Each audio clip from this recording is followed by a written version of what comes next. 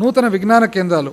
మా ప్రభుత్వం కురుపాంలో గిరిజన ఇంజనీరింగ్ కళాశాల, విజయనగరంలో సెంట్రల్ గిరిజనుల విశ్వవిద్యాలయం, గురజాడ విజయనగరంలో జవహర్లాల్ నెహ్రూ సాంకేతిక విశ్వవిద్యాలయం, ఒంగోలులో ఆంధ్రకేసర్ విశ్వవిద్యాలయం, వైఎస్ఆర్ కడపలో doctor YSR architecture and fine arts విశ్వవిద్యాలయం, మహిళల కోసం న్యూ మోడల్ డిగ్రీ కళాశాలను కూడా స్థాపించింది.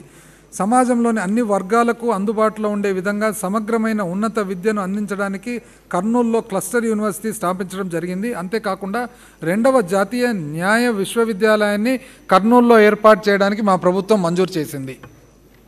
నీటి వనరులు. కర్నూలు వాళ్ళు అంతే ఒకసారి కర్నూలు వాళ్ళంతా వినండి. 2వ జాతీయ ఎక్కడ లేదు, భారతదేశంలో ఎక్కడ లేదు.